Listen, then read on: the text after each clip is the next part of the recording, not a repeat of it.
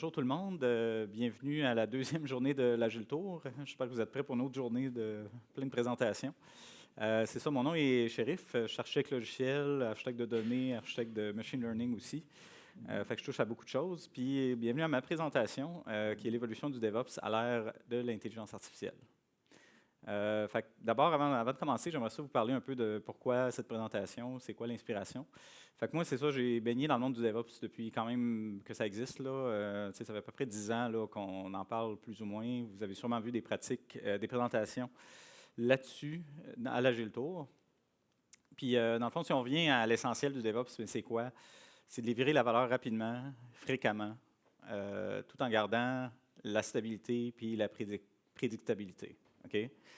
Fait que c'est deux choses qui sont très dures à avoir ensemble, mais avec les pratiques DevOps, dans le fond, on réussit à avoir le maximum des deux. OK?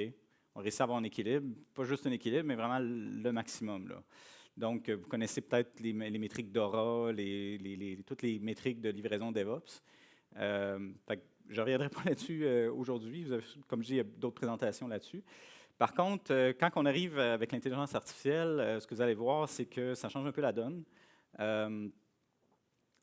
Quand on développe une solution d'intelligence artificielle, finalement, on est en train de développer comme une espèce de boîte noire, quelque chose qui peut répondre à un paquet de situations, puis qui est un peu imprévisible. Fait que c'est ça qu'on va voir un peu dans la présentation.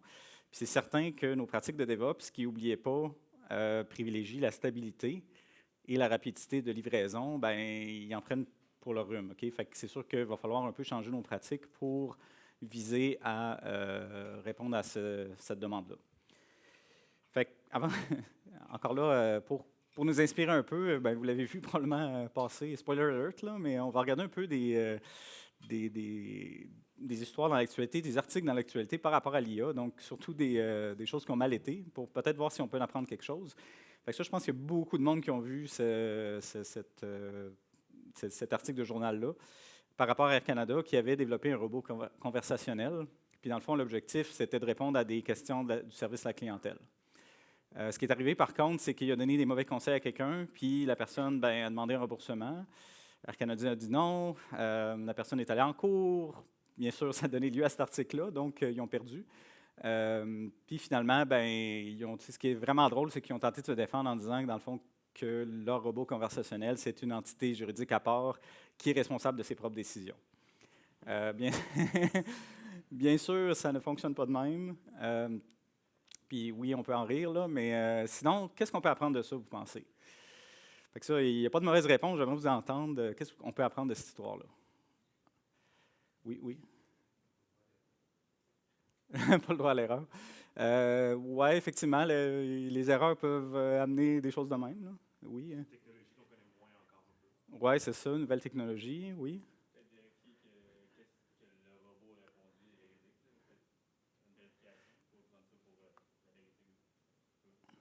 Oui, exact, c'est ça. Il ne faut pas prendre ce que le robot dit comme étant la vérité infuse. Là. Oui. Oui, oui, bon point. Réglementation. Oui, oui, vas-y. Oui. Oui, exactement, exactement. Donc, c'est ça, c'est toutes des bonnes réponses. Là. Moi, ce que je voulais vraiment sortir aussi avec ça, c'est vrai qu'Air Canada ne pouvait pas prédire la réponse à la question que la personne allait poser. Pourquoi? Parce que, par définition, cette technologie-là qu'on est en train d'amener, OK, je vais en parler un peu plus tard, qu'est-ce qu'on est en train de faire en IA finalement, mais cette technologie-là, par définition, ce qu'elle fait, c'est qu'elle prend des questions qu'on n'a jamais vues avant, puis des questions que même nous, on n'aurait pas pu prévoir, puis elle va certainement tout le temps donner une réponse. C'est ça qui est le fun avec cette technologie-là, puis c'est ça qui n'est pas le fun aussi avec cette technologie-là. Donc, il y a une espèce d'effet boîte noire. C'est comme si on se faisait livrer un logiciel qu'on ne connaît pas, qui a un certain nombre de capacités, mais on ne peut pas tout prédire ses réponses. Okay? Ça, par rapport, mettez-vous à ce qu'on faisait en logiciel, qu'est-ce qu'on faisait? Bien, souvent, on a des spécifications, on a des algorithmes, on a des tests pour vérifier ces spécifications-là, fait qu'on est capable de tout prévoir d'avance ce que notre logiciel va faire. C'est ça qu'on voulait en DevOps. Hein? C'était ça. Moi, l'objectif, c'est de livrer du logiciel sans que j'aie besoin d'être stressé là, la fin de semaine, puis d'être à côté de mon pager, là, puis tout ça. Là. Donc, comme je dis, cette technologie-là amène une nouvelle réalité. Là. Sinon, une autre histoire qui est pas mal moins connue, un peu plus ancienne, en 2021. Fait qu'on voit que l'IA ne date pas d'hier non plus, là, même si les nouvelles tendances, c'est plus l'année passée, là, mais c'est vraiment Zillow. C'est un site de vente de maisons, OK, comme du proprio. Sauf que ce qu'ils ont fait, c'est qu'ils ont eu une idée qui est quand même assez brillante, là, c'est que quand les gens mettaient leur maison en ligne, eux avaient fait un modèle d'intelligence artificielle qui évaluait la maison. S'il évaluait plus cher que ce que la personne, dans le fond, s'il évaluait que la valeur du marché était plus chère que la personne demandait, bien, il faisait une offre d'achat, il l'achetait de la personne qui la mettait en ligne, puis eux-mêmes, ils la revendaient. Fait que là, ils faisaient du profit avec ça. Le problème, c'est que, c'est que leur modèle surévaluait les maisons, légèrement, puis ils ne s'en sont pas rendus compte avant des mois, des années plus tard. Donc, ils ont fait en 2021 une perte comptable, finalement, de 304 millions. C'est-à-dire, du coup, ils ont réévalué leur inventaire de maisons à la main, là, puis ils ont dit, ça vaut 304 millions de moins. Puis là, ça a fait qu'ils ont coupé 25 de leurs travailleurs, parce que là, la solvabilité de la compagnie a pris son coût. Bien sûr, ils ont survécu. Ça n'a pas été la catastrophe, heureusement, mais encore là, il y a une autre chose qu'on peut apprendre de ça, c'est l'effet de levier. Okay? L'effet de levier, ça veut dire quoi? C'est qu'avec un petit modèle de rien, on est venu créer une espèce de catastrophe. Okay? Pourquoi? Parce qu'on a appliqué le modèle over and over again, plusieurs fois. Chaque fois que quelqu'un met sa maison en ligne, potentiellement, le modèle pouvait se tromper. Donc ça, encore là, il faut faire attention. Troisième histoire que j'aimerais vous parler, c'est Gemini. Une autre affaire que vous avez peut-être vue, c'est le générateur d'images qu'ils ont mis en ligne, un peu en catastrophe, là, en réponse à OpenAI là, qui avait pris de l'avance. Fait que, ils ont mis ça en ligne, puis là, les gens, bien sûr, la première chose qui arrive, c'est que les gens essaient de briser ça. Là. Fait qu'ils ont demandé généralement un soldat allemand de la Deuxième Guerre mondiale, puis bon, il a généré quelqu'un avec des traits asiatiques. Puis bon, il y a toutes sortes d'exemples, il y a des Vikings qui ont la peau noire, bon, c'est ça. Fait que, encore là, il y a une autre chose qu'on peut retirer de ça, c'est que tout ce qui est subtil pour un être humain, comme l'éthique, comme la morale, comme justement la discrimination. Quand est-ce qu'il faut faire la discrimination, puis quand est-ce qu'il ne faut pas en faire? T'sais?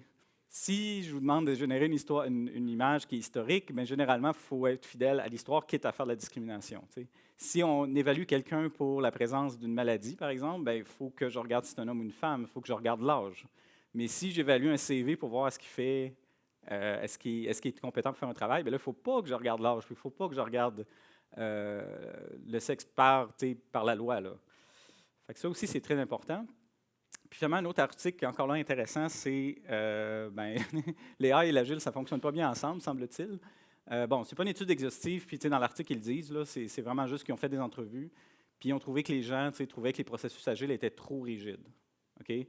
Puis ils reconnaissaient que ce n'était pas l'intention de l'agilité d'amener des processus rigides, mais que des fois, c'est ça qu'ils voyaient sur le terrain, puis que ce n'était pas adapté au développement de l'intelligence artificielle.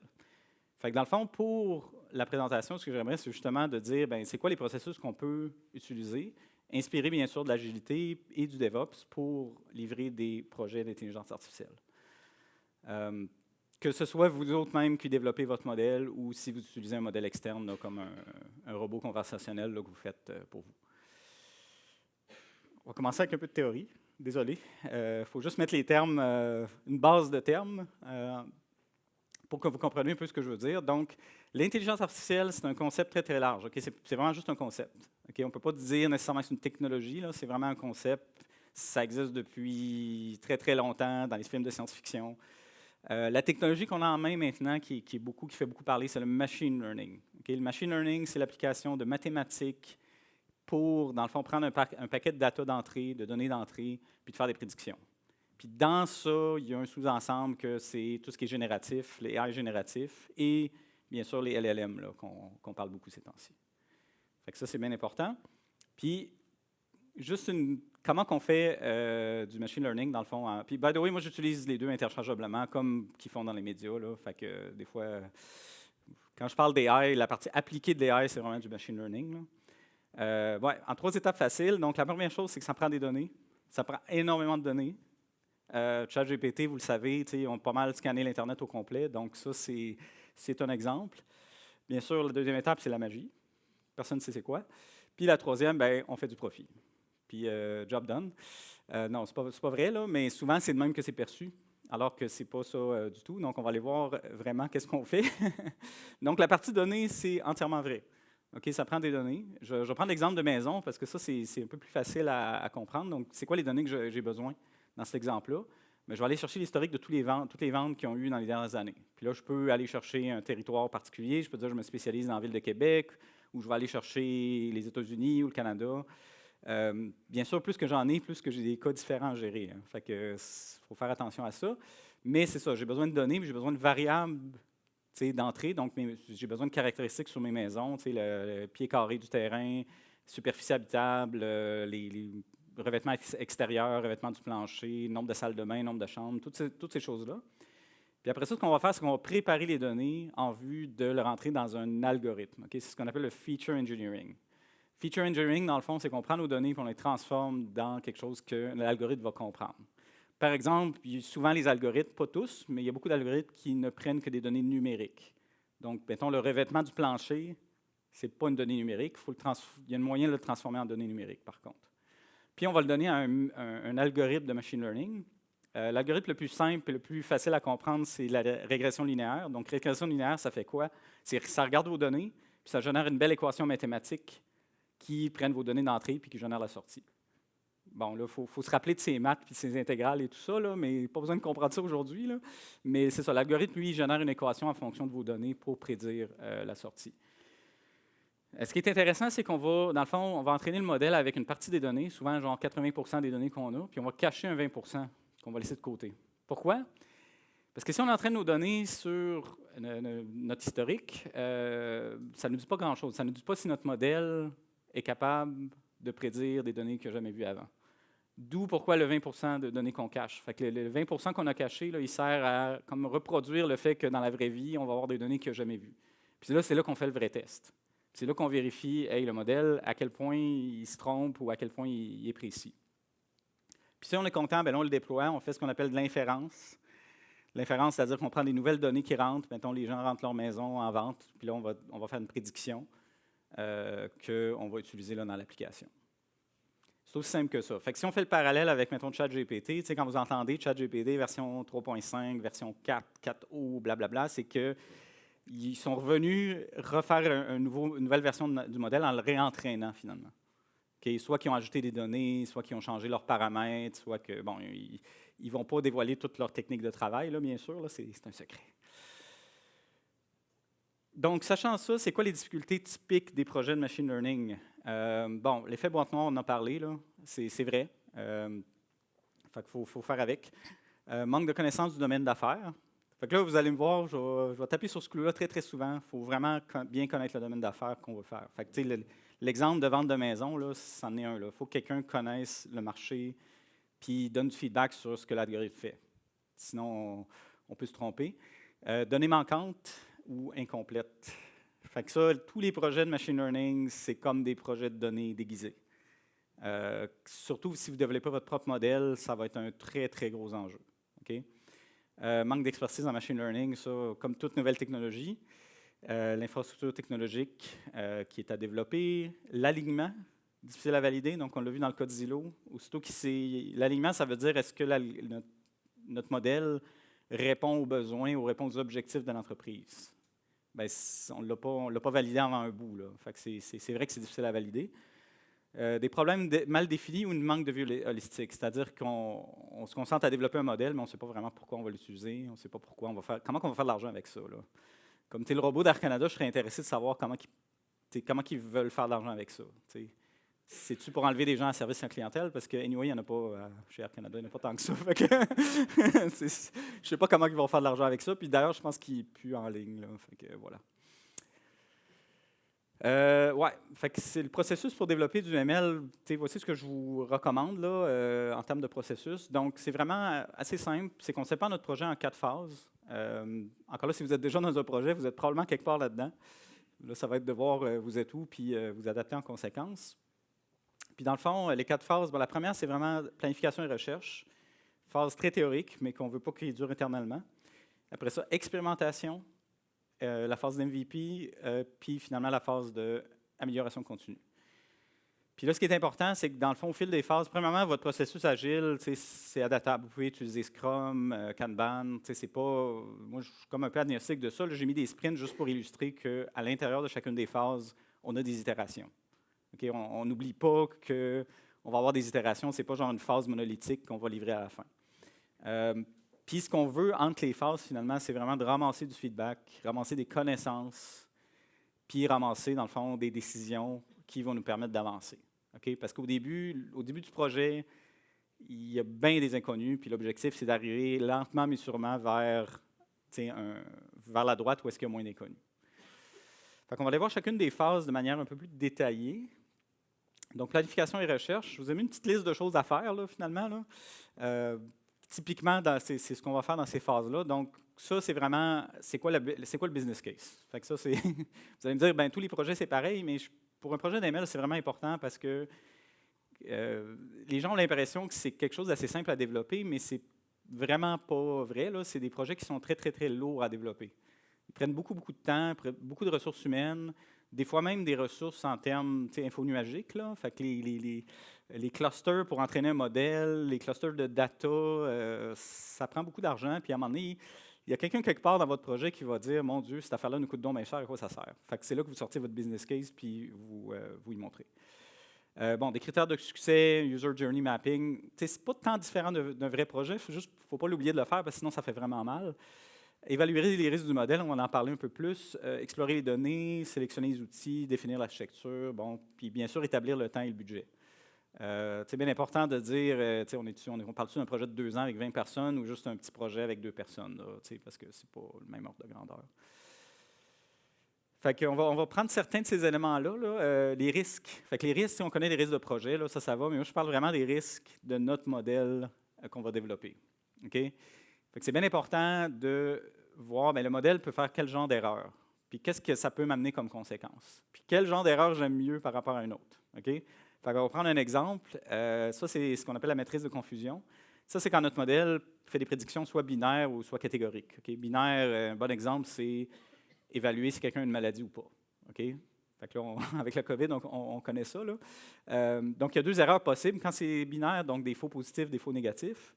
Quand c'est pour une maladie, qu'est-ce que vous aimeriez mieux que votre algorithme fait? Faux positifs ou faux négatifs?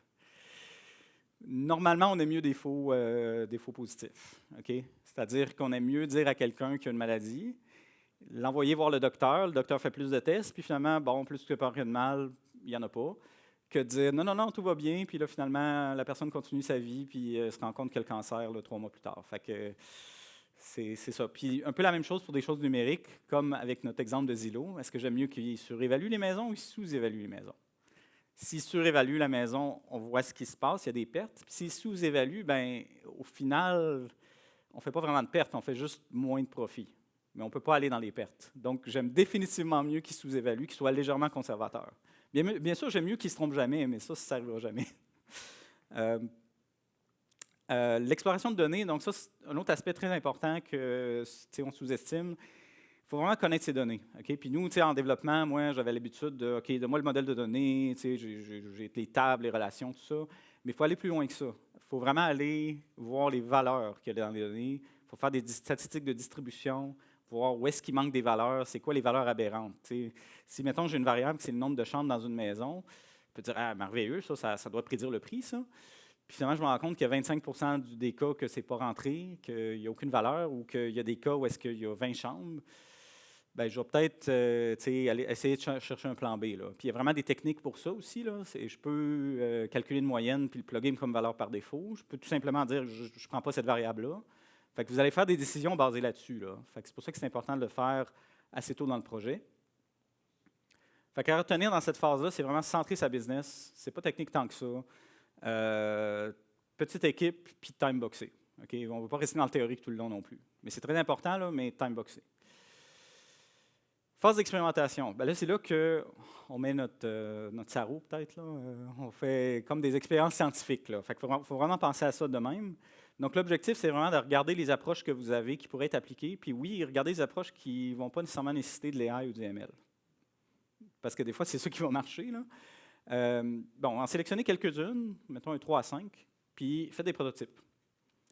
Fait que je ne pensais jamais dire ça, là, faire des prototypes. Là. Moi, je n'étais pas un fan de prototypes avant, mais là, c'est définitivement nécessaire. Puis quand on parle de prototype, ça veut dire jetable. OK? Vous n'allez pas nécessairement les garder, ce qui veut aussi dire que ce ne sera peut-être pas les meilleurs, ça ne gagnera pas des prix d'ingénierie, là. Pas à cette étape-là. On va le voir plus tard qu'on va régler ce problème-là. Bon, nettoyer les données, extraire les données, par exemple, vous pouvez le faire de façon ad hoc. Okay? Vous n'êtes pas obligé de faire des gros pipelines de données, parler à vos gens de données, puis commencer à développer plein de scripts SQL. Vous pouvez juste dire, regarde, fais-moi une extraction, gros CSV, un bucket S3, peu importe, puis ça va faire la job. C'est ça, en analysant le problème, là, regardez toutes sortes de solutions. Il y a des quick wins que vous pouvez faire, des petits changements, donner accès à un rapport, donner accès à des données à des utilisateurs. Après ça, vous avez des solutions plus avancées. Tu sais, des algorithmes, là, même des algorithmes complexes, c'est beaucoup plus facile à développer que du machine learning. Et ça a des résultats prédictibles, ce qui est pas mal meilleur. Si ça ne fait pas la job, ben là, le machine learning, encore là, il y a une courbe de complexité, là. Il y a des algorithmes plus simples, comme la régression linéaire, ou encore là, ce que probablement la plupart d'entre vous allez faire si vous commencez avec ça, vous allez utiliser une API ou un fournisseur externe qui va vous fournir le modèle. Vous n'allez pas développer nécessairement votre propre modèle. Vous allez utiliser un fournisseur qui va vous donner un modèle, ou vous allez prendre un modèle existant et le fine-tuner à vos besoins.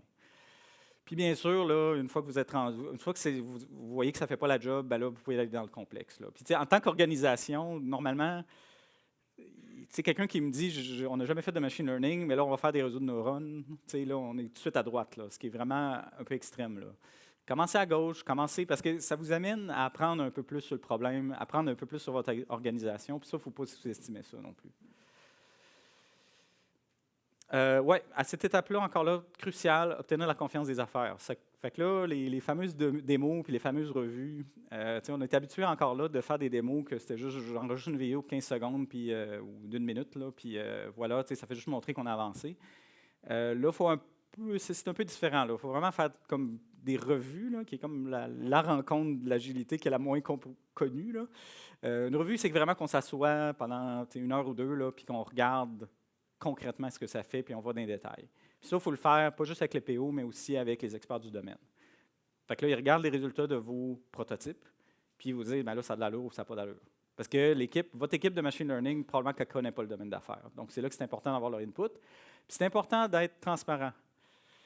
Donc, si ça ne marche pas, si ça n'a aucune allure, ben, il faut dire que ça n'a pas d'allure. Puis n'oubliez pas, l'objectif, c'est d'apprendre. L'objectif, c'est de voir c'est quelle approche qui est viable à cette étape-là. Si vous n'êtes pas transparent à cette étape-là, ça veut dire que vous allez embarquer à développer une solution qui peut-être est un cul-de-sac. Là. Fait que, voilà.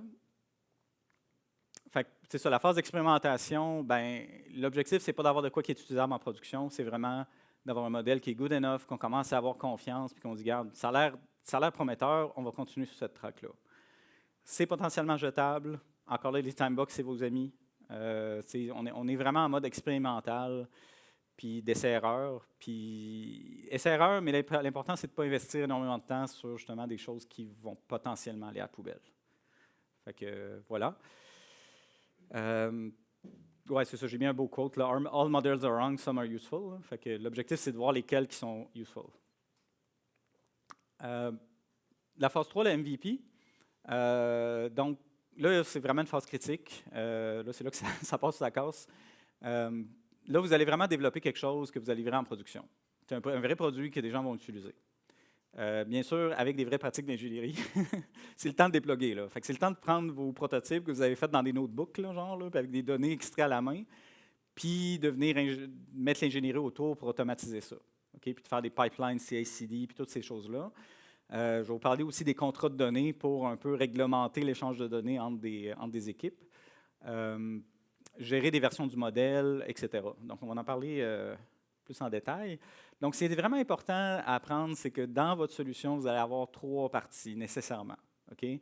Il y a une partie de données, okay, qui est intéressée à tout ce qui est préparation de données, transformation de données, un peu ce qu'on appelait du BI ou du Big Data jusqu'à maintenant aussi. Puis, n'oubliez pas aussi la partie anonymisation, parce que dans les modèles, idéalement, si on peut se passer des données personnelles, il faut les enlever. Pourquoi? Parce que ça va devenir une espèce de melting pot, puis selon les lois, c'est pas clair que si vous prenez des données personnelles et que ça devient intégré dans un modèle de machine learning, est-ce que vous êtes légal ou pas? J'aime mieux dire que pas prendre de chance. Si ce n'est pas nécessaire à votre modèle, puis généralement ça ne l'est pas, là, by the way, utilisez-les pas. Okay? Comme les adresses, souvent l'adresse postale n'est pas nécessaire. Vous pouvez peut-être garder le code postal qui, je pense, est permis généralement. parce que c'est assez anonyme. C'est ça. Vous allez avoir un pipeline de DataOps. Après ça, vous allez avoir un pipeline pour développer le modèle. Donc, un peu le processus que j'ai présenté plus tôt. Entraînement, tout ça. Puis un autre processus de livraison qui est pour le logiciel qui est autour. Donc, l'application web là, qui permet d'utiliser le modèle. Comme ChatGPT, c'est pas juste un modèle. Là. Il y a toute une application autour avec le login, avec la sécurité, avec un beau UI. Il ne faut pas oublier ça. Là. Puis tout ça, ça s'en va dans une belle solution que votre user, lui, il ne voit rien aller. Ce n'est pas 3 applications à part. C'est vraiment tout intégré là, de manière seamless. Là. Fait qu'il y a beaucoup de code CI/CD, c'est ça l'important. Data Contract, donc ça, c'est une nouvelle pratique là, maintenant dans les données. Là. C'est vraiment qu'on décrit nos données un peu comme on avait avant avec des schémas de BD. C'est juste que c'est des standards maintenant. Okay? Fait qu'on peut décrire nos tables, on peut devenir nos champs, nos contraintes. On peut même décrire des critères de qualité sur les données. Fait que par exemple, je peux dire, ben moi, le nombre de chambres dans une maison, ça devrait être entre 1 et, mettons, 10, 99,95% du temps. Okay? Puis si on respecte ça, parce qu'il y a toujours des valeurs erronées et aberrantes, là, ça, il faut vivre avec, là, mais moi, j'accepte un petit seuil d'erreur, là, mais si c'est plus que ça, ben là, il va m'envoyer une alerte. Fait que, on peut monitorer la qualité des données en temps réel, puis pas attendre plus tard qu'on ait des problèmes dans notre modèle pour après ça, rétroactivement. En fait, il faut faire ça. C'est pas juste qu'on peut, là, mais il faut le faire. C'est ça, il y a des standards maintenant qui permettent de faire ça. Puis bien sûr, bon, c'est quoi des tests sur une solution ML? On a vu que le modèle lui-même, des tests unitaires, là, ça ne s'applique pas vraiment. Par contre, n'oubliez pas que la majorité de la solution qu'il y a autour, tout ça, c'est testable. Fait que tous les pipelines de données, c'est testable. Les gens ne le font pas, là, mais c'est très, très testable avec des tests unitaires, tests intégrés, tout ce que vous connaissez. Le code de CI/CD, maintenant, de plus en plus, c'est testable. Avec Pulumi, là, je vous suggère fortement de commencer à regarder ça parce qu'il va y avoir beaucoup de code de CI/CD dans cette solution-là. Fait que tout ce que vous allez déployer en Terraform et compagnie, bien, commencez à regarder Pulumi à la place parce qu'il permet de développer des pipelines avec un langage là, comme Python ou TypeScript si vous aimez mieux. Puis, bien sûr, votre application web, votre solution web, votre UI qui va permettre à votre utilisateur, ben, c'est comme aujourd'hui, là, vous pouvez le tester, la logique d'affaires, la logique de présentation, tout ça. Tester le modèle, bien là, c'est un peu différent. C'est ce qu'on va, on va faire on va mesurer de la performance du modèle finalement. Puis là, dans le fond, on va avoir une gate qui va dire est-ce que j'accepte ce niveau de performance-là ou pas. Okay? Puis il y a vraiment beaucoup de techniques. J'en ai mis quelques-unes, là. Mais il y a vraiment beaucoup de techniques pour mesurer est-ce que le modèle est performant. Puis, tu sais, la métrique la plus facile, c'est l'erreur moyenne. Mean squared error, l'erreur moyenne là, qui est au carré ou quelque chose de même. Là. Ça permet de voir à quel point le modèle se rapproche de la réalité là, quand on le fait. Bien sûr, on peut réentraîner et comparer des modèles entre eux avec plusieurs paramètres. Donc, à un moment donné, on arrive au meilleur cas. Le backtesting est vraiment une affaire intéressante, c'est qu'on recule dans le temps, on fait des voyages dans le temps finalement, puis on entraîne notre modèle avec des données qui datent là, dans notre historique. Okay? Fait que, par exemple, on peut revenir dans le temps du COVID puis voir comment notre modèle réagirait s'il y avait un autre COVID, ou un autre choc un peu équivalent à ça. Puis le metamorphic testing, qui est une technique aussi vraiment intéressante. Il y a beaucoup de ces techniques-là qui sont comme développées quasiment pendant qu'on se parle. Là. Fait que le metamorphic testing, c'est vraiment qu'on décrit le comportement du modèle, des attentes, par rapport à des variables. Fait que je peux dire, si le nombre de pieds carrés dans une maison, la surface habitable augmente, bien, je m'attends que le prix augmente. Okay? Si rien d'autre augmente, bien sûr. Puis ça, on va venir tester ça variable par variable, puis on va pouvoir au moins valider que le modèle n'est pas en train de virer fou, puis pas en train d'halluciner. C'est un peu de même qu'on teste des modèles de machine learning. Ce n'est pas tout à fait les tests comme on est habitué, mais ça ne veut pas dire qu'on baisse les bras et on abandonne. Puis, bien sûr, une autre affaire intéressante, c'est que importante, c'est que le modèle doit être testé en continu. Okay, une fois qu'il est déployé, ce n'est pas fini. Les données que vous avez entrées, là, ça, vous ne contrôlez pas ça. C'est l'environnement dans lequel votre modèle évolue, là, vous ne contrôlez pas ça. Donc, il faut comme le tester et le monitorer en continu. T'sais, la marge d'erreur, vous pouvez la calculer pendant qu'il roule. Là. Puis voir, OK, est-ce que je me trompe ou est-ce que je suis correct?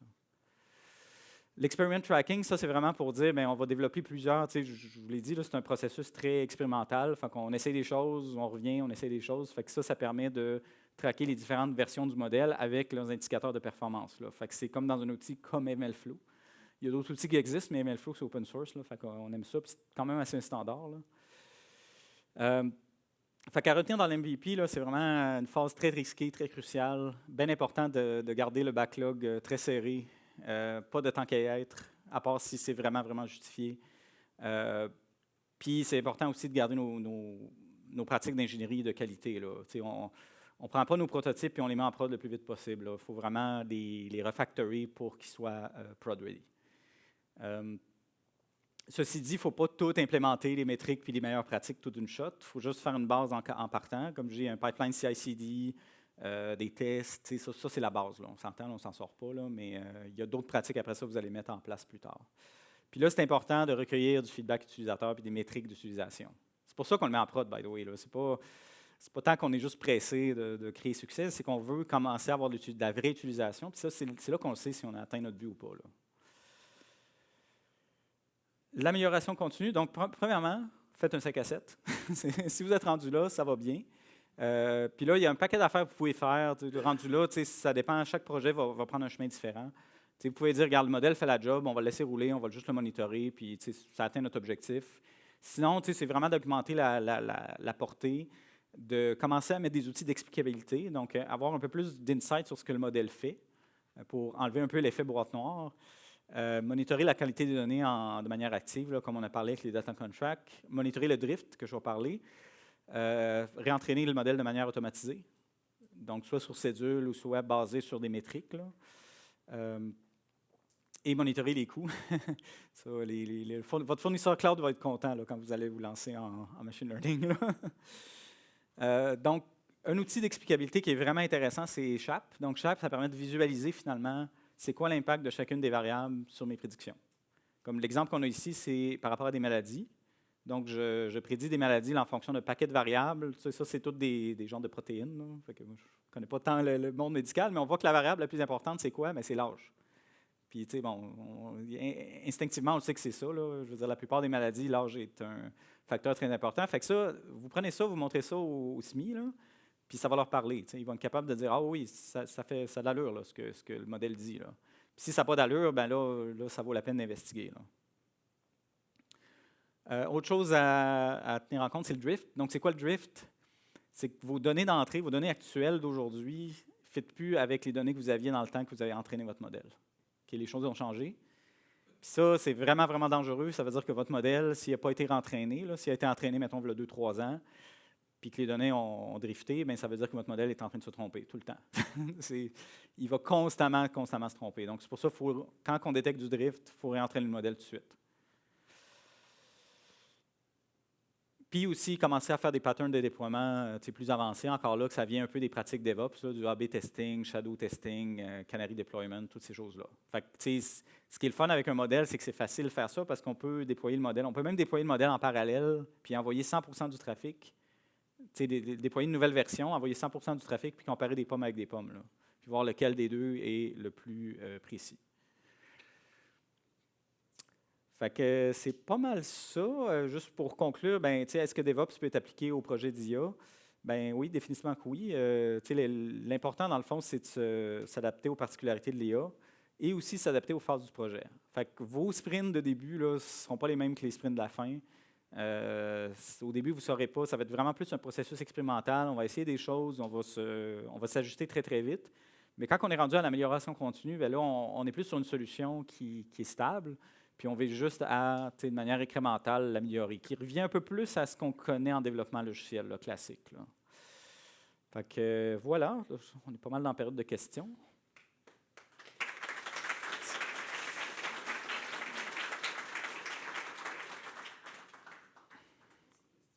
Oui?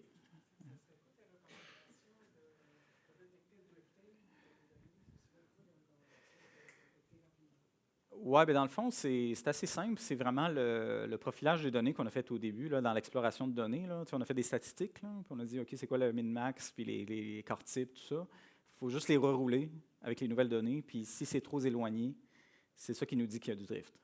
Parce que le drift, c'est vraiment par rapport aux données et non par rapport au modèle en tant que tel. Le modèle, lui, je veux dire, il fait ce qu'on lui a demandé, sauf que là, on dit, mais là, les données ne représentent plus la réalité, donc le modèle, lui non plus, ne représente plus la réalité. Yes. Pour continuer sur ça, est-ce qu'on est vraiment, on attend vraiment à ce qu'on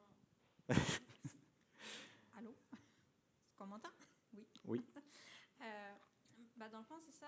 Est-ce qu'on attend vraiment que ça soit détecté pour réagir, vu qu'on sait que les données évoluent? Est-ce qu'on ne devrait pas mettre en place une évolution? Oui, exact, exact. C'est sûr que moi, je l'ai mis un peu plus tard, là, mais là, dépendant de votre domaine, là, vous allez, si c'est beaucoup des chiffres, des prédictions, un peu comme en assurance, j'imagine il y a un peu ça, là. Probablement que vous allez vouloir le faire plus tôt là, que tard. Puis, là, chaque projet est différent. Là. Donc, il y en a qui vont le faire à chaque jour, puis il y en a qui vont le faire à chaque 2-3 semaines. Là. Des fois, c'est parce qu'à un moment donné, on se rend compte que ça ne sert comme pas à grand-chose. La plupart du temps, ils vont nous dire que tout va bien. Puis, des fois, on va se rendre compte qu'effectivement, il faut le faire en temps réel. Là. Est-ce que je peux me permettre une deuxième? Oui, oui. Dans le fond, j'ai une question sur les langages de programmation qu'on utilise. Ah, oui, oui. Bien, beaucoup de Python. Beaucoup de Python. Là, ça a vraiment pris la place. Je sais qu'il y a d'autres, là, comme le R revient, mais je n'ai pas trop exploré ça. Là, mais c'est certain que c'est vraiment le Python. Puis au niveau des données aussi, c'est vraiment le Python qui a pris beaucoup de place. Là. Fait que, ça, c'est quand on développe un modèle. Après ça, quand on intègre un modèle, ben là, c'est n'importe quel langage, là, C#, Java et compagnie. Là. Merci.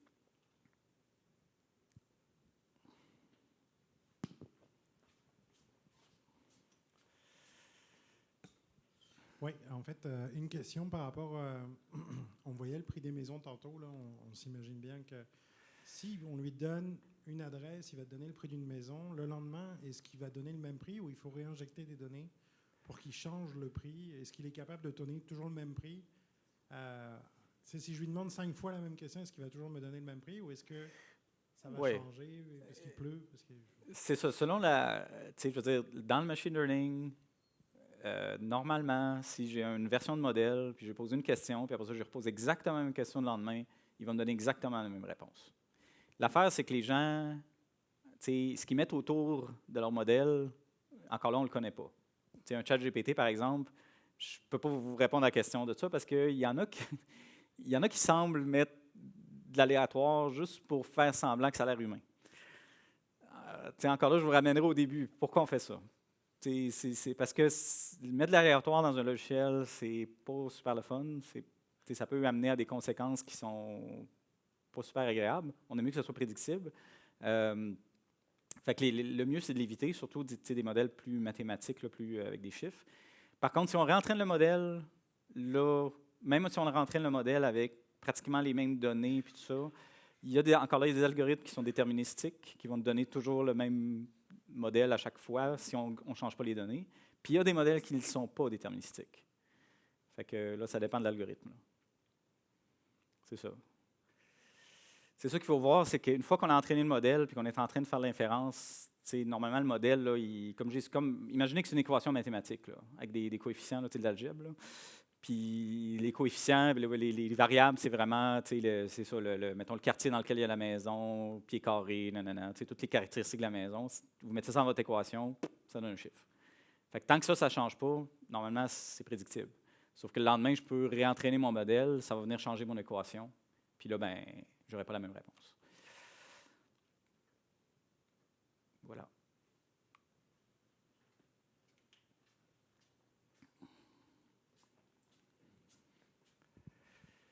Moi j'aurais une question concernant le modèle en lui-même. J'aimerais savoir comment est-ce qu'on sait que le modèle en lui-même est robuste?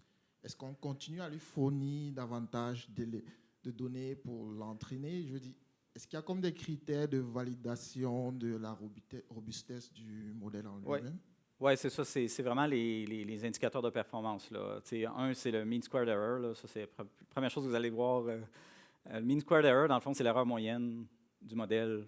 Donc, on mesure toutes les prédictions qu'il fait par rapport à la réalité. Puis ça, bien sûr, on fait ça sur des données historiques, qu'on connaît la réponse.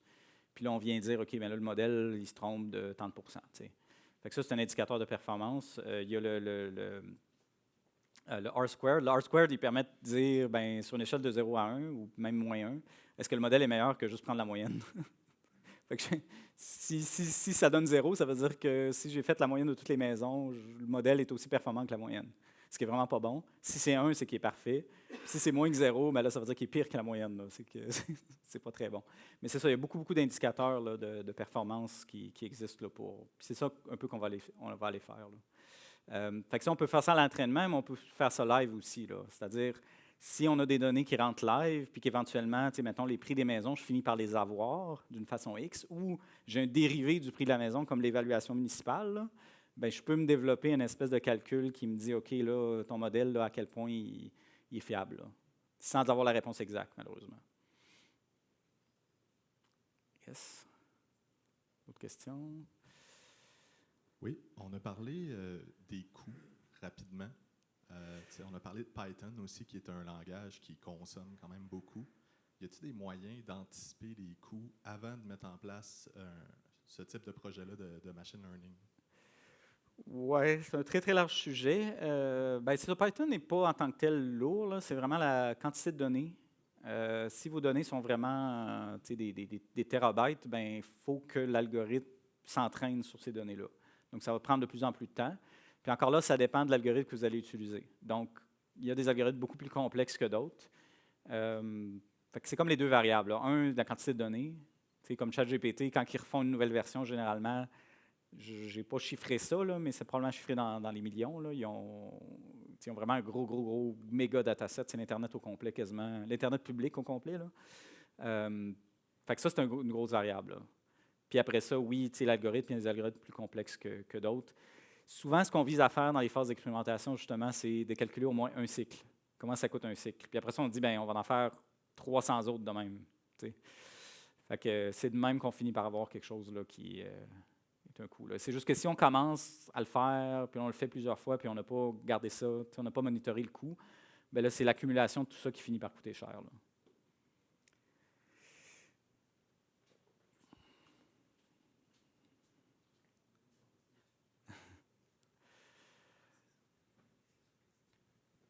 Oui, moi, j'ai pas d'autres questions, mais je voulais te remercier d'avoir montré que c'est pas de la magie et qu'il y a beaucoup de travail en arrière de tout ça. Belle présentation en passant aussi. Oui, c'est bon, merci. By the way, il n'y aura plus de programmeurs dans 5 ans. Non, non, c'est pas vrai, pas tout.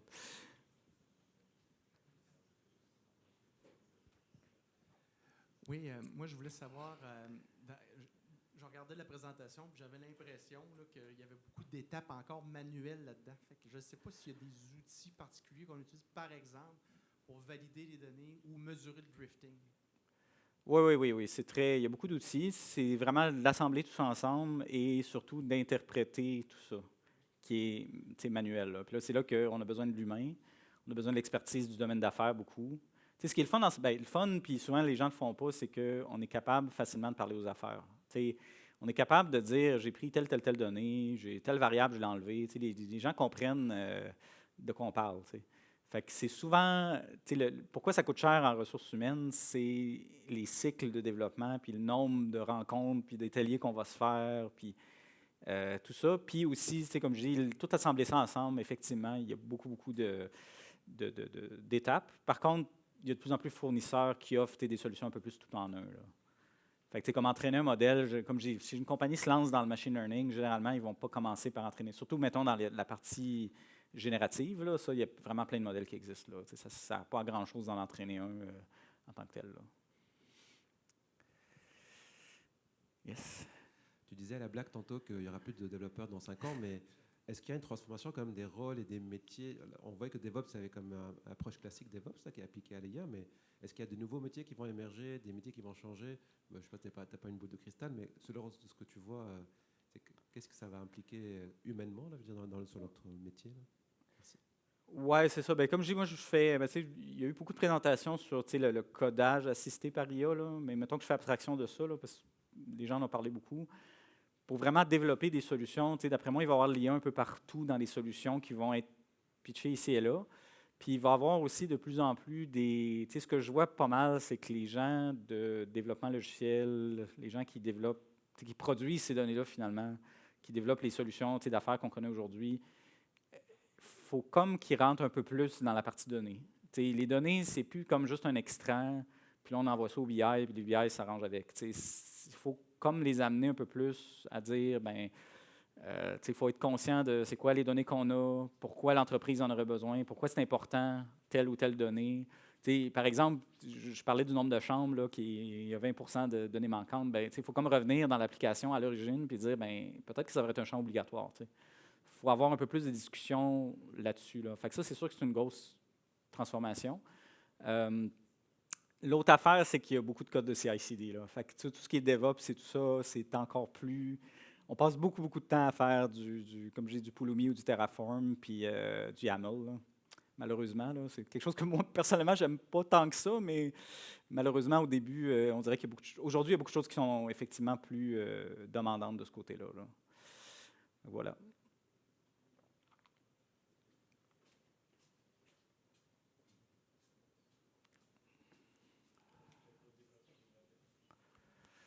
Merci. On parle beaucoup de données pour l'entraînement du modèle. Tout à l'heure, tu parlais de 80-20. Est-ce qu'on a un moyen d'identifier à quel moment le modèle est mature? Parce que je pense qu'on n'est pas obligé d'aller à 80% des données. Peut-être qu'à 20%, il va avoir le même résultat qu'à 40% des données. Puis on sait que l'entraînement, c'est un coût d'exécution. Est-ce qu'on a un moyen de tester le modèle de façon itérative puis dire, là, mon modèle me donne les mêmes résultats qu'avec 10% de données en plus, je n'ai pas besoin de l'entraîner plus? Oui, le 80%, c'est vraiment de votre dataset que vous avez décidé de prendre. Là, parce que oui, effectivement, il faut que vous vous demandez combien de données, par exemple, d'historique vous prenez. Vous pouvez dire, regarde, je vais juste prendre la dernière année. Vous pouvez vous limiter sur le nombre d'années. Par exemple, la pandémie, souvent, c'est comme les gens excluent avant 2022. Pourquoi? Parce que c'est un peu des données aberrantes. Dépendant de la compagnie dans laquelle vous êtes, là, ce n'est pas des bonnes données parce que ce n'est pas représentatif de la normalité. Là. Fait que vous pouvez vous limiter dans le nombre d'années. Puis après ça, comme je dis, le 80-20, c'est vraiment juste parce qu'on a besoin de mettre de côté pour valider. Là. Fait que ce n'est pas toutes les données de l'entreprise. Là. Puis aussi, plus que vous reculez, plus que la qualité des données, il y a des champs qui se sont ajoutés avec le temps. Il y a, des fois, c'est des systèmes patrimoniaux qui avaient vraiment des données de mauvaise qualité. Fait que plus que vous reculez, plus que le risque là, d'être affecté par ça.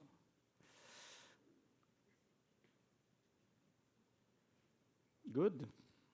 Ça fait le tour. Yes, bien merci beaucoup.